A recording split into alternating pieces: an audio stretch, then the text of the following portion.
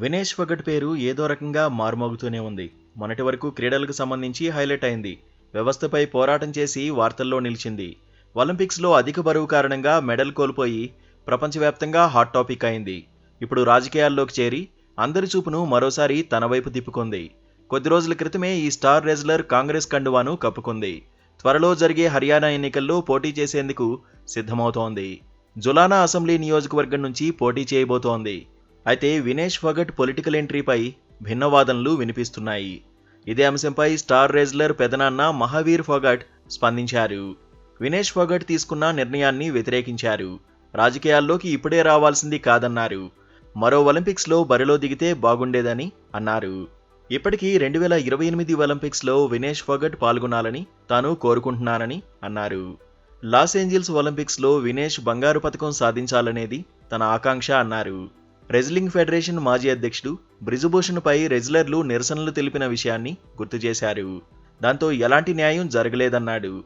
కాంగ్రెస్లోకి వినేష్ చేరగానే రకరకాలుగా చర్చ మొదలైందని అన్నారు. అయినా పిల్లలు ఎలాంటి నిర్ణయాలు తీసుకుంటారనేది వారిపైనే ఆధారపడి ఉంటుందన్నారు.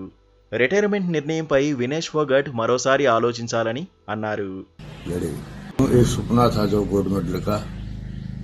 गोल्ड मेडल तो नहीं मिला, लेकिन लोगों ने बड़ी जो है 140 करोड़ भारतवासियों ने बड़ा प्रेम प्यार और जो है दिया, और उनकी इच्छा आस थी कि विनय जो है गोल्ड मेडल लेके आएगी। 140 करोड़ भारतवासी सबकी आस उम्मीद थी कि अब की बार तो गोल्ड मेडल नहीं आया, लेकिन अगली बार विनेश गोल्ड मेडल लेके आएगी। विनेश का 2016 में जो मेडल से चुक गई थी, फिर 20 में भी, लेकिन अब जो 24 का था, इसमें पेरिस ओलंपिक बहुत बड़ी है, उसमें जो है। కాంగ్రెస్లో వినేష్ ఫోగట్ చేరాక రెజ్లింగ్ ఫెడరేషన్ మాజీ అధ్యక్షుడు బ్రిజుభూషణ్ కూడా విమర్శలు గుప్పించారు. పొలిటికల్ ఎజెండాతోనే తనను టార్గెట్ చేశారని ఆరోపించారు. రెజ్లర్ల నిరసనల వెనుక కాంగ్రెస్ కుట్ర ఉందని బౌన్సర్లు సంధించారు. మున్ముందు వినేష్ ఫోగట్ బ్రిజ్భూషణ్ ఎపిసోడ్లో విమర్శల దాడి ఎలా ఉంటుందనేది హాట్ టాపిక్ అవుతోంది.